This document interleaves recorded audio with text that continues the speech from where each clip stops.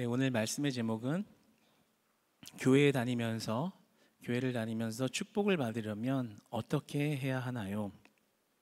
교회를 다니면서 축복을 받으려면 어떻게 해야 하나요? 라는 제목으로 함께 하나님의 말씀 나누기를 원합니다.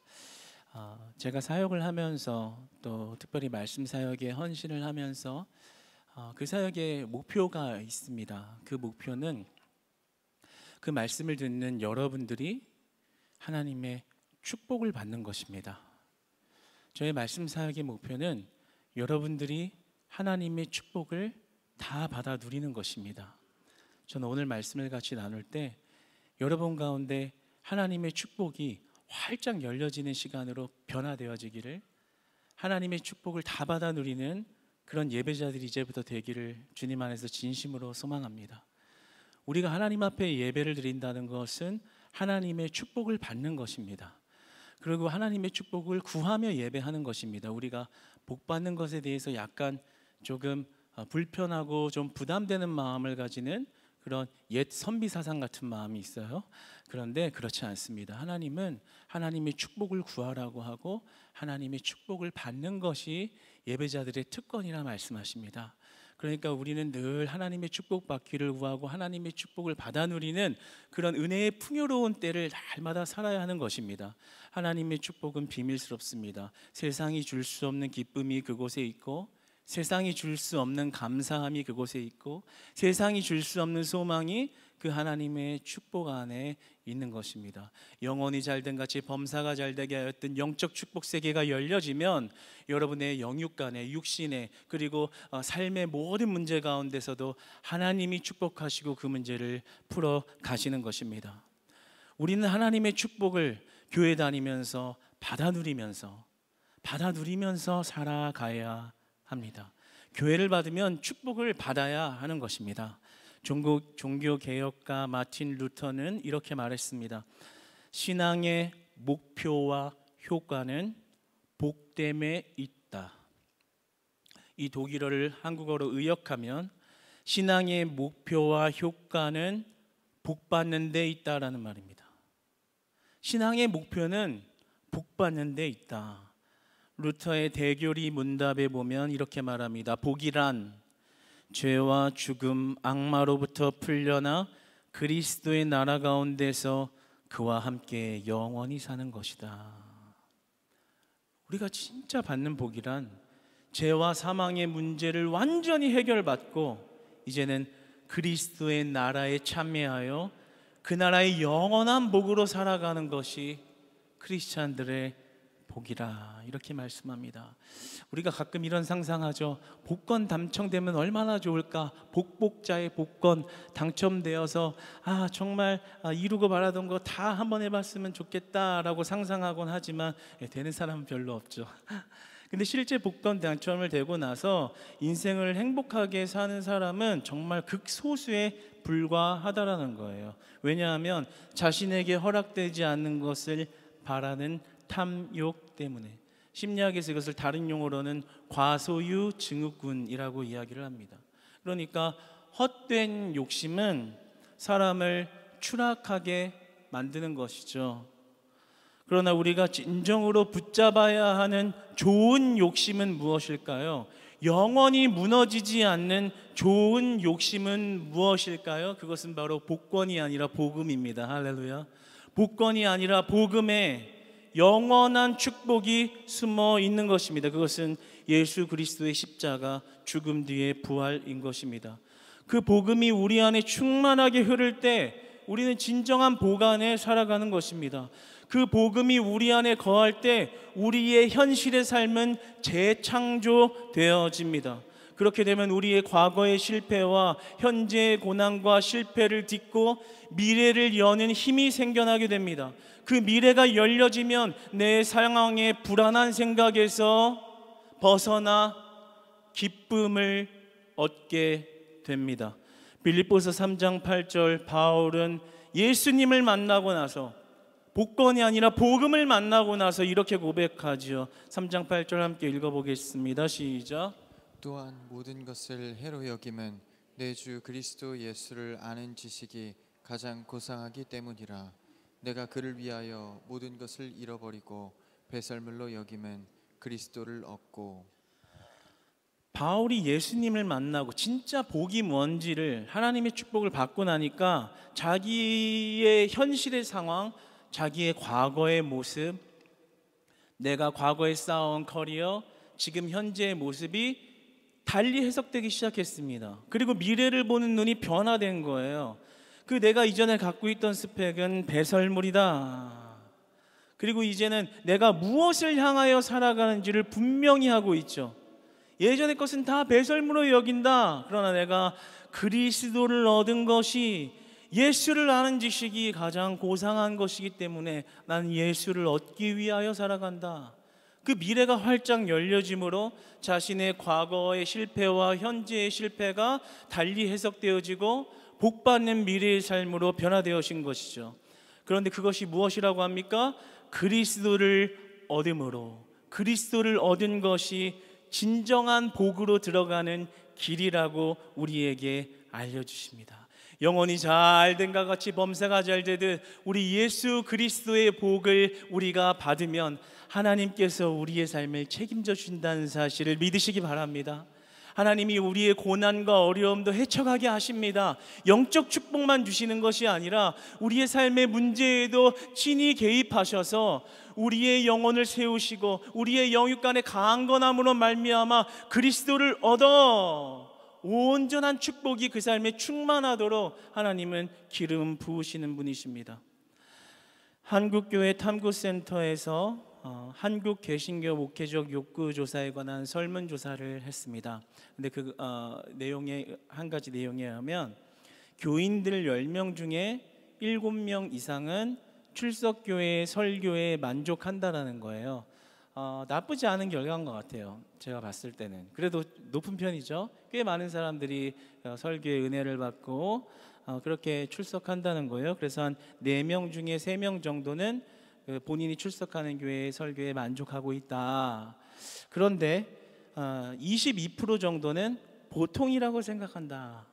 5%는 불만족이다 라는 거예요.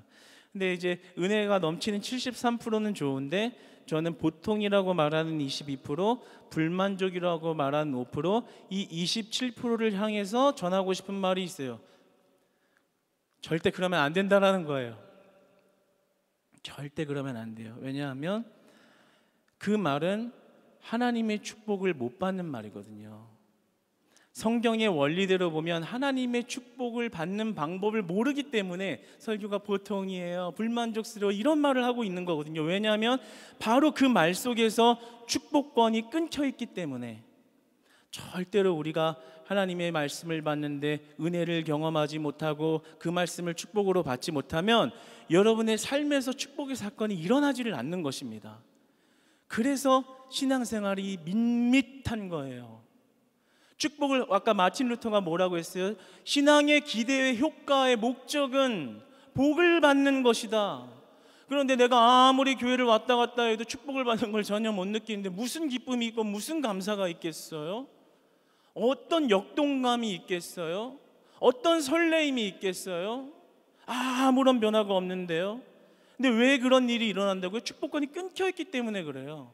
어디서 축복이 나가고 성경의 방법이, 성경에서 하나님이 축복을 받는 원리와 방법을 어떻게 말씀하고 계신지를 모르니까 그냥 그런 대로 사는 거예요. 자기 생각대로.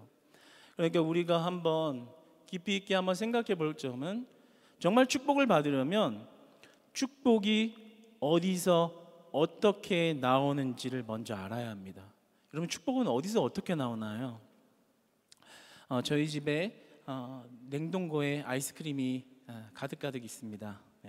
막 좋아하지는 않는데 애들 때문에, 애들 핑계를 이렇게 대볼게요. 그래서 아이스크림 이렇게 넣어 놓는데 아이들이 2명 있어요. 남자아이 둘. 근데 이제 냉동고에 아이스크림이 있으니까 항상 먹고 싶어요. 호시탐탐 기회를 노리고 있어요. 근데 저하고 아내하고 그 아이스크림을 내어주는 그 결제 창구를 저 하나로 이렇게 좁혀놨어요. 그래서 엄마가 먹으라고 해도 결국에는 저한테 와야 아이스크림을 줄 수 있는 겁니다. 그러면 이제 아빠 아이스크림 먹어도 돼? 하면서 이제 오죠. 그러면 저는 준다고 합니다. 근데 그냥은 안 줘요. 어떻게 하냐면 막 스킨십을 하기 시작해요. 안고 뽀뽀하고 막 무릎에도 뽀뽀하고 종아리에도 뽀뽀하고 발바닥에도 뽀뽀하고 비비고 막 이래요. 그러면 애기들이 처음에는 조금 견디다가 좀 지나면 이러지 말라고 막 벗어나려고 그래요. 막 수염 따갑다 그러고 막 숨 못 쉬겠다 그러고 아이들 위해서 하는 건 아니에요. 저도 차고 하는 일이에요, 그게. 저도 차고 아이스크림 싸구려 아이스크림 하나 가지고 되게 사람 괴롭히는데 하여튼 그런 일을 하는 거예요. 그러다가 이제 싫다고 하면 제가 그러는 거예요. 그래? 그럼 그냥 아이스크림은 없던 걸로 하자. 그러면 이제 애가 실망했으면 다시 와가지고 아빠 안 와 이렇게 하면 돼? 그러면 이제 가서 막 또 안고 이게 흡족이 될 때까지 만족될 때까지 안고 자 이제 골라봐. 아직 어려서 그렇지 언제까지 이 짓을 할 수 있을지 모르겠는데 지금까지는 먹혀요. 그런데 우리 아이들이 그렇게 저에게 찾아오는 이유는 뭐겠어요? 냉동고에 있는 아이스크림 손에 닿거든요. 그런데 저를 찾아오는 이유가 뭐겠어요? 어디서 어떻게 아이스크림이 나오는지를 알고 있기 때문에, 그것을 찾는 방법을 알고 있기 때문에 찾아오는 것이죠. 축복이 어디서 나오는지를 안다면 그 축복을 찾아서 묻고 구하고 그 축복을 받는 것입니다.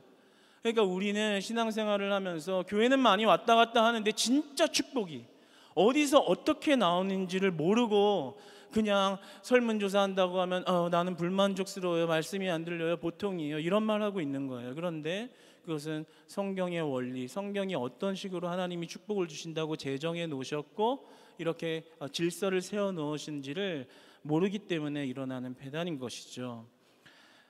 여러분, 우리가 신앙생활을 하고 교회를 다니면서 축복, 복음의 복은 어디서부터 나오는 것일까요? 여러분, 교회의 모든 건의와 모든 축복은 우리 주 하나님께 있습니다.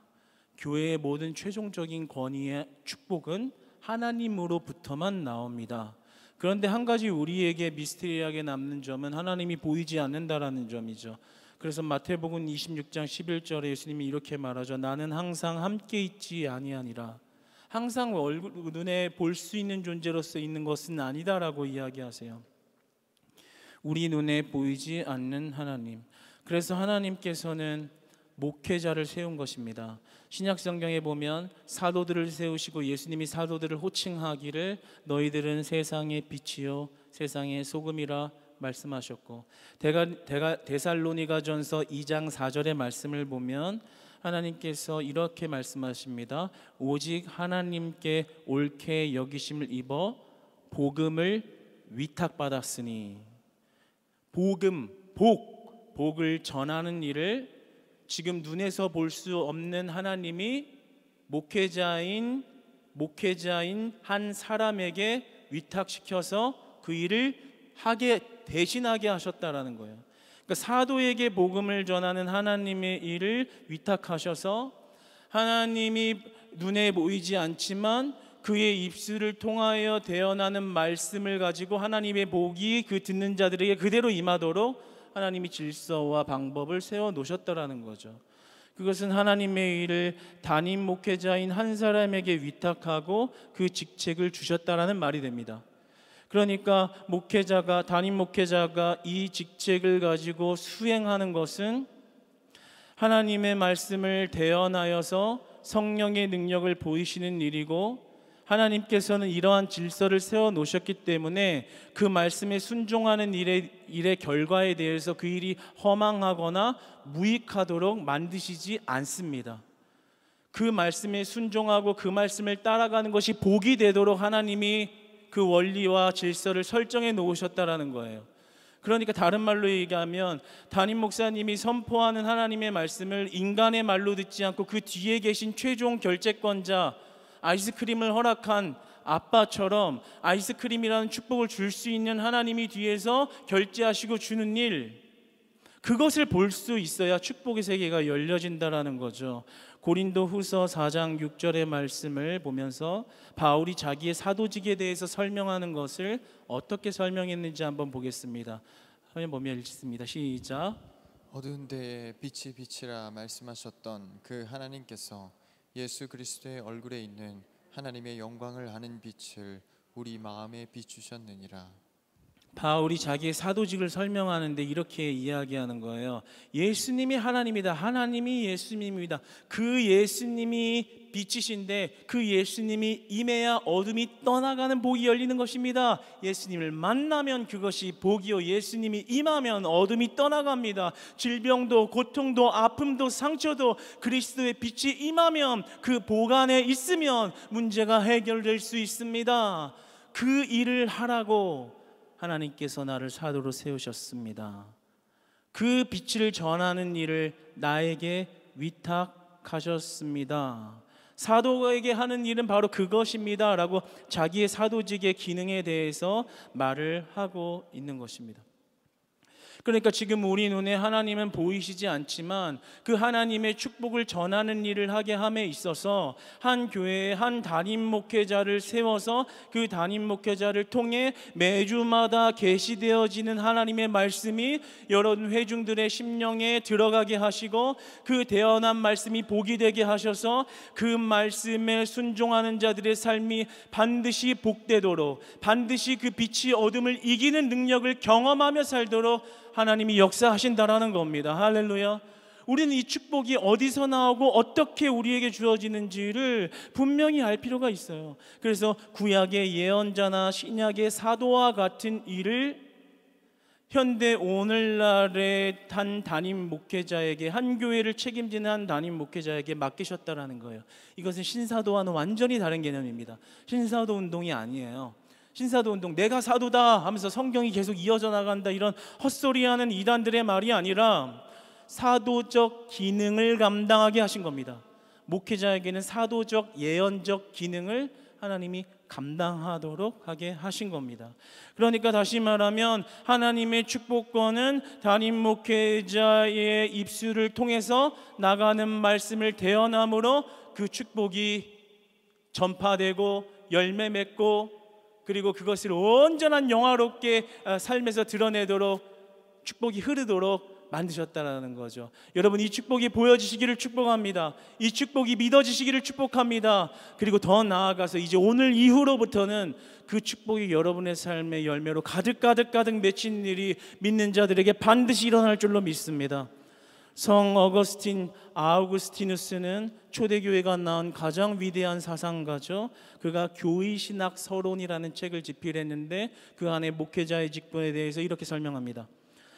하나님께서는 성직 제도를 옳게 보시고 온갖 가능한 방법으로 그 위엄을 칭찬하시는데, 이는 성직이 우리 사이에서 최고의 존경을 받으며 심지어 가장 훌륭한 이로 인정되기를 원하신다.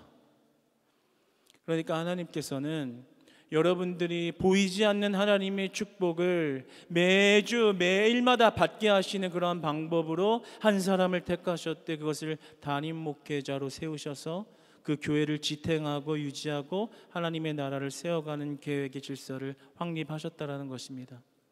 그러면 우리의 축복이 어디서 어떻게 오는 걸까요? 이제 우리가 담임 목회자를 어떻게 바라봐야 할까요? 오늘 본문 말씀 누가복음 10장 16절의 말씀을 함께 읽어보겠습니다. 시작. 너희 말을 듣는 자는 곧 내 말을 듣는 것이요, 너희를 저버리는 자는 곧 나를 저버리는 것이요, 나를 저버리는 자는 나 보내신 이를 저버린 것이라 하시니라. 아멘. 놀라운 말씀 아니에요? 제자들이 복음 사역을 하는 데 있어서 하나님 하늘로부터 오는 권위를 위임받았고, 그렇기 때문에 제자들이 복음 사역을 하고 선포하는 그 권위는 우리 믿는 모든 자들에게 마땅히 존중되어야 함을 하나님이 보증한다라는 말씀을 하고 있는 거예요. 그래서 제자들의 그 말씀 전하는 권위를 존중하지 않고 거역하는 것은 나 예수를 거역하는 것이라고 말하고, 그 말씀을 따르는 자가 예수를 따르는 자라고 그렇게 이야기하는 것입니다. 그러니까 만약에 그 담임 목회자의 설교를 단순히 인간적인 강의나 인간적인 생각으로 받아들인 자에게는 절대로 축복이 임할 수 없는 것이죠. 절대 축복 안 일어납니다. 기대도 하지 마세요. 그러나 이것이 하나님이 정해놓은 재정의 질서가 우리에게 큰 복과 은혜의 영역으로 다가오는 것은 그 하나님의 축복, 최종 권위를 보고 그 하나님을 바라봄으로 그 비밀의 세계에 들어가면 하나님이 반드시 축복을 주신다라는 거죠. 할렐루야. 여러분의 신앙이 왜 그렇게 교회를 왔다 갔다 하는데 밋밋하나요? 나에게 언제 한번 복권 같은 복 한번 일어나나? 왜 나의 신앙은 이렇게 무미건조한가? 하나님은 내 삶을 방치하셨는가? 예배를 드려도 밋밋한 마음, 삶에서 하나님이 내 삶을 어떻게 만지시는지 전혀 알 수 없는, 그냥 터널을 지나고 있는 것 같은 그런 마음. 왜 그런 축복을 받지 못해요? 왜 그런 축복이 끊겨 있어요? 하나님의 축복의 질서를 보고 있지 못하기 때문인 것입니다. 다시 한번 정리하면, 하나님은 담임 목회자에게 사도적, 신사도 아니고요, 사도적 기능을 부여하셨습니다. 위탁하셨습니다. 그러므로 하나님이 한 교회를 세우시고 그 교회를 지탱하고 유지해 나가는 데 있어서의 하나님의 뜻과 방법을 그 목회자를 통해서 계시하고 그것에 순종하는 자들을 통해서 하나님의 나라를 세워 가시는 것입니다. 그러니까 그 하나님을 바라보면 우리는 목회자를 사랑하고 존경이 나오고 기대가 나오고 설렘이 나오고, 오늘은 어떤 말씀이 나에게 주어질까? 그 말씀 가지고 나아가면 하나님이 내 삶을 어떻게 또 열어가실까? 무슨 기적을 주실까? 무슨 변화를 주실까? 넘어지고 낭망하고 세상 가운데 지쳐가지고 만신창이가 돼서 일주일에 주일이 시간 왔는데 어떻게 하나님의 말씀이 나를, 죽어가는 나를 또 살려주실까? 그렇게 하나님의 말씀을 따르면 그 죽어가는 심령을 소생시키신 하나님의 은혜를 경험한 자는 축복이 충만한 삶이 되는 겁니다. 그 예배가 기대가 되는 겁니다. 오늘은 또 하나님이 무슨 말씀 주실까? 여러분, 그 축복의 세계로 지금 다 들어오시기를 축복합니다. 우리가 사실 저는 그 축복의 원리를 너무나 잘 알고 있으면서도 한동안 이러한 것을 강력하게 선포하지 못한 것은 인간적인 마음 때문일 수도 있을 것 같아요. 왜냐하면 이런 말씀을 강력하게 이제는 선포할 건데, 그리고 그것을 굉장히 강조할 건데, 이런 생각이 들었었거든요. 간혹 어떤 묻 성도님들은 아직 영안이 안 열려서 이것을 인간적으로 보면 자신의 육신의 아버지 최고라고 계속 홍보하고 마케팅하네, 이런 생각을 하는 사람들이 생겨날까봐 사실은 꾹꾹 눌렀어요. 축복의 원리와 방법을 알면서도 그런 사람들이 그 영의 세계를 이해하지 못할까봐, 그래서 그것이 이 효과를 거두지 못할까봐 그저 좀 묵혀뒀던 것 같아요. 그런데 한동안 이렇게 굉장히 이 축복의 원리를 어떻게 우리 사랑하는 성도님들에게 전파하고 그것이 실제 삶의 축복이 되도록 놀라운 간증을 이렇게 만들어주시는 은혜를 경험할까, 막 이런 고민을 말씀 가운데 계속 부담을 주시고 계셨는데, 이번 주에 우리 친구 동기 목사님을 만났다가 마음이 뜨거워졌어요. 그 교회에서 부흥과 믿음의 결속과 성도들의 뜨거운 기도가 막 있는 거예요. 근데 제가 물어봤어요. 그 교구 담당이라 전체 행정이랑 다 보고 있어서 그 교회에 왜 그런 역사가 일어나는지 한마디로 한번 얘기해 줘 보시오. 이렇게 얘기하니까 그 이유가 담임 목사님의 설교가 온 성도들에게 완전히 이 전파되고 연결되도록 총력을 다한다라는 거예요. 그리고 그 이유는 담임 목사님 한 사람의 권위를 높여주기 위함이 아니라 그 축복권이 온 성도들 한 명 한 명에게 다 흘러가게 하기 위한 하나님의 방법의 목적, 축복의 질서의 목적이 있다라는 거예요. 근데 제가 그 말씀으로 계속 고민하던 게 친구를 통해서 들은 말로 하나님의 음성처럼 듣고 마음이 뜨거워지더라고요. 내가 혹여나 우리 육신의 아버지 말씀 좋아요, 잘 들으세요 라고 전도 마케팅 엄청 하네, 그런 말이 생각날까봐 하나님의 축복의 질서를 담대하게 선포하지 못했던 마음을 회개했습니다. 그리고 다시 한번 제 마음을 뜨겁게 하는 부분이 있었어요. 이제 진짜 축복을 받아보자. 우리 크리스찬 교회의 모든 리더들과 예배자들이 하나님의 축복을 받아보자. 마음이 뜨거워진 게, 그 교회에서는 다른 게 없이 담임 목사님이 전한 말씀 가지고서 부목사님들도 그 전했던 말씀 가지고서 설교하고 그 전했던 말씀 가지고서 신방 가고, 담임 목사님이 이렇게 이 본문을 이렇게 말씀해서 이렇게 적용해서 이렇게 사세요, 다 그런다는 거예요. 그래서 이 예배 시간만 되면 담임 목사님이 뭐라고 말씀하시나 뭐라고 말씀하시나 이렇게 쳐다보다가 딱 그 말씀 물고 가서 적용하고 삶에서 순종하고, 그러면 각장 목장 모임하면 놀라운 간증들, 그렇게 살았더니 하나님이 이렇게 축복하셨어요, 그렇게 살았더니 하나님이 내 삶을 인도하셨어요, 간증들이 쏟아져 나오는 거예요. 그게 바로 하나님이 주시는 축복이 임한 것입니다. 그것이 축복권, 하나님이 세워놓은 질서의 방법대로 움직이는 자들에게 반드시 주시는 축복의 은혜라는 것이죠. 그래서 목회자는 하나님 앞에 겸손해질 수밖에 없는 거고, 성도들도 하나님 앞에 겸손해질 수밖에 없는 겁니다. 왜냐하면 목회자를 세웠지만 그 목회자를 통해서 축복 주신 이가 하나님이기 때문입니다. 그래서 담임 목사님이 늘 말씀하시잖아요. 이제 연륜과 신앙의 경륜이 높으셔서 사실 본문 연구 많이 안 하셔도 말씀이 줄줄 나온다는 거 제가 잘 알고 있어요. 그런데도 말씀 한 구절 한 단어를 잡으면 몇 날 며칠을 고민하고 기도하고 품고 하신다는 말씀을 하시잖아요. 제가 이제 그걸 알거든요. 그거를 전수받아서 그게 뭔지를 알거든요. 연구의 차원의 문제가 아니라 주어주신 말씀 현장에서 하나님이 이 예배자들에게 어떤 축복을 오늘 주기 원하시는가, 그 음성을 받아내는 것이죠. 하나님이 축복을 주시는 거니까요. 내가 열심히 연구한 것으로 열심히 지식을 설파했다고 믿음이 자라고 축복이 일어나는 게 아니라 하나님이 오늘 이 현장에 어떤 축복 주시기 원하는지를 감싸고 있는 것을 본문 말씀을 통해서 받아내는 것이죠. 그 말씀이 들릴 때까지 받는 것이죠. 이거 인생 진짜 피곤한 일입니다. 제가 그렇게 전수를 받았는데 너무 힘들어요. 말씀 하나 가지고 자다가도 생각하고, 자면서 생각하고, 일어나서 생각하고, 샤워하면서 생각하면서 내가 뭐 하고 있는 건가, 정신이 팔려서 이렇게 살고 있는데, 그 가운데 하나님의 음성이 들린단 말입니다. 우리 교회에 뭘 원하시는지, 뭘 주고자 하시는지. 그럼 그 음성을 받아 선포하면 놀랍게도 각 사람의 사정을 모르지만 하나님이 그 삶을 뒤바꿔 놓는 놀라운 강권적인 축복이 임한다라는 것이죠. 그래서 하나님 앞에 겸손해질 수밖에 없는 겁니다. 그러면 회중은 어떠해야 할까요? 회중된 여러분은 그 담임 목회자의 말씀을 어떻게 들어야 할까요? 겸손하게 들어야 되는 겁니다. 하나님, 오늘 담임 목사님을 통해서 말씀하실 때 하나님이 저에게 원하시는 말씀 들리게 해주세요. 그 계시의 음성 보이게 해주세요. 내 생각으로 보지 않고 하나님이 주시고자 하는 음성 받게 해주세요. 뼈 아플 수도 있고 부담스러운 음성일 수도 있지만 그 말씀 붙들게 해주세요. 하나님, 내 삶을 축복하실 믿습니다. 그것을 따라가면 내 삶에 변화를 주시고 축복을 주시고 은혜를 주시는 하나님이 나와 함께 하실 줄 믿습니다. 이것이 바로 교회를 통한 하나님의 축복 방법의 원리와 비결인 것입니다. 그러니까 제일 중요한 게 뭐예요? 담임 목사님 말씀에 은혜 받고 있는 교회가 부흥하는 것이고요, 담임 목사님 말씀에 은혜 받고 있는 자들이 성령의 역사를 체험하는 것이고요, 담임 목사님의 말씀에 은혜를 받고 있는 자들이 축복을 경험하는 것입니다. 그게 내 신앙이 살아나는 일이고 하나님의 방법대로 사는 일입니다. 아이스크림 냉동고가 열리는 것입니다.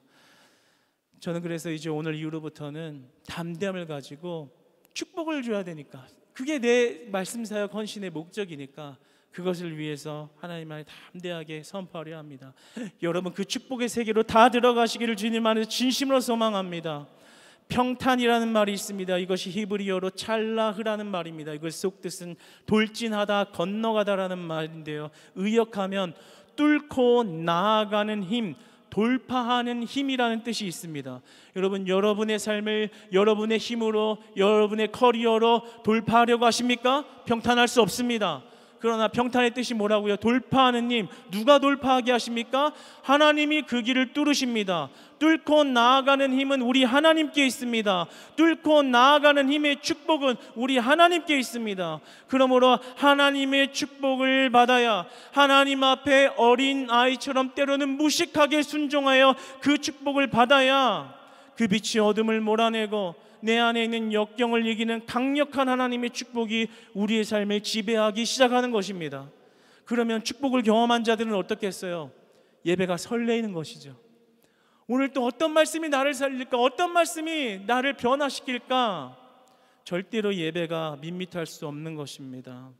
사랑하는 여러분, 매주 하나님의 그 최종 축복을 보시고 담임 목사님을 통해서 나에게 하시는 말씀이 들려지고 그 영의 세계의 축복 안으로 들어가셔서 때로는 불편하고 때로는 내 마음을 부담스럽게 해도 그 말씀을 붙들고 순종하면 역사를 만드시는 하나님, 홍해를 가르시는 하나님의 축복권과 그 축복의 열매가 우리 성도님들의 삶의 신앙의 실제 열매로 나타나서 목장 모임마다, 팀 모임마다, 여러분의 기도마다 간증이 넘쳐나는 축복 많이 받는 크리스찬 교회 공동체 되시기를 주님 안에서 축복합니다.